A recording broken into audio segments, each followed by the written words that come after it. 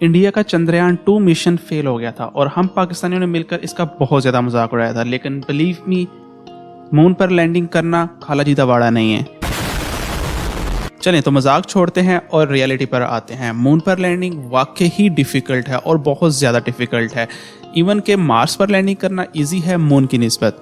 अब मार्स हमसे जो कि इतना ज़्यादा दूर है और मून जो कि हमारे बहुत करीब है, इसके बावजूद मार्स पर जाना आसान है और मून पर जाना मुश्किल है। इसकी वजह क्या है, इस वीडियो में डिस्कस करते हैं।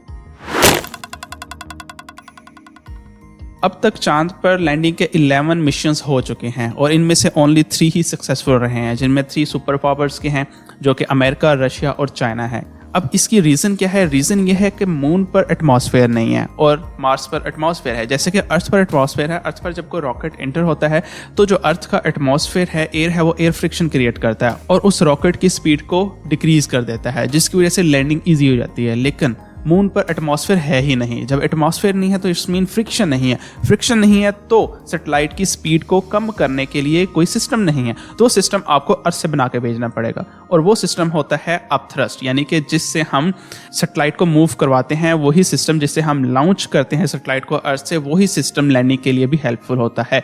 लेकिन ये बहुत मुश्किल काम है।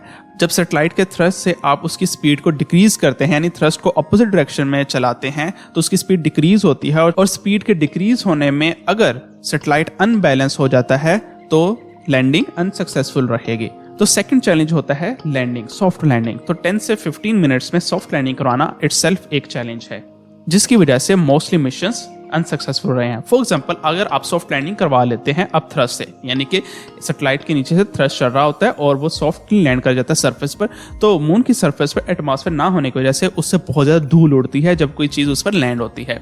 तो धूल उड़ने की वजह से वही धूल जो सैटेलाइट है उसके सेंसर पर पड़ जाती है। तो सेंसर पर धूल पड़ने की वजह से अब सैटेलाइट जो है वो सिग्नल नहीं सेंड कर सकता अर्थ पर, तो आपका मिशन सॉफ्ट लैंडिंग के बावजूद भी अनसक्सेसफुल हो जाता है। अब वहाँ पर आप और हम जाकर उसके सेंसर को साफ तो कर नहीं सकते कपड़े से, तो ये मिशन फिर भी अनसक्सेसफुल रहता है। अब जो चंद्रयान मिशन है, इसमें इंडिया एक नई प्रॉब्लम इटसेल्फ उसने क्रिएट कर ली है। वो ये है कि वो ब्राइटन पार्ट पर लैंडिंग नहीं करवा रहा। उसने मून का साउथर्न पार्ट चूज किया है, जो कि डार्कन और लाइटन मून के बिल्कुल सेंटर है। वहां पर लैंडिंग करने की वजह से अब वहां पर लाइट अगर कम हुई तो आपके सैटेलाइट जो है उसके पास पावर खत्म हो जाएगी, सोलर पैनल तक एनर्जी नहीं पहुंचेगी। तो पावर खत्म होने की वजह से वो जल्द ही शट डाउन हो जाएगा और फिर आपके सिग्नल्स कट आउट हो जाएंगे। तो इंडिया ने ये प्रॉब्लम का हल कैसे निकाला है? इंडिया वैसे करना बहुत ही बेस्ट थिंग करने जा रहा है, जो कि आज से पहले किसी ने नहीं की।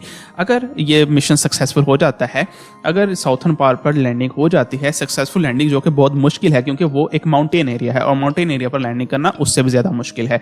तो माउंटेन एरिया पर लैंडिंग करके, सॉफ्ट लैंडिंग करके और वहाँ पर सनलाइट का पहुंचना भी ज़रूरी है, और अगर वहाँ पर सनलाइट पहुंचती है तो सैटेलाइट लॉन्च हो जाता है। तो वो सैटेलाइट वहीं पर रहेगा, उसमें से एक निकलेगी कार टाइप।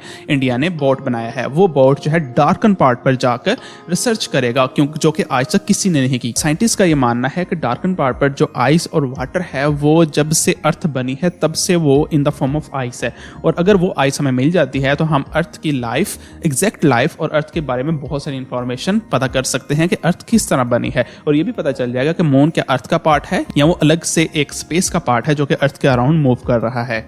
इस तरह ये मिशन सक्सेसफुल हो सकता है। तो आपने देखा इसमें कितने चैलेंजेस हैं।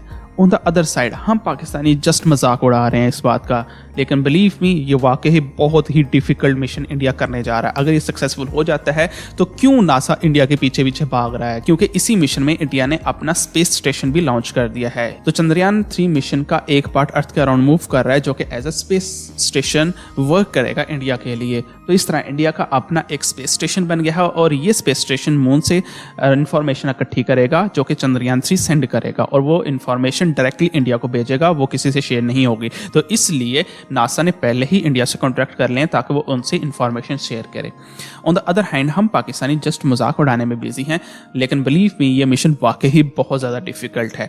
इतना ज़्यादा डिफिकल्ट आज तक ये किसी ने नहीं किया, इसलिए फर्स्ट मिशन इनका अनसक्सेसफुल रहा था। आज तक जितनी भी लैंडिंग्स हुई हैं वो ब्राइटन पाथ पर हुई हैं, डार्कन पाथ पर किसी ने कोई रिसर्च नहीं की क्योंकि वहाँ पर लैंडिंग बहुत ज़्यादा डिफिकल्ट है, इसलिए इंडिया का चंद्रयान 2 मिशन फेल हुआ था। तो पाकिस्तानियों, हमारे मुहब्बे वतन सियासतदानों और बाकी अदारों ने हमें रोटी, कपड़ा और मकान में उलझाकर रखा हुआ है। प्लीज़ इससे बाहर निकलें, तभी हमारा मुल्क तरक्की करेगा।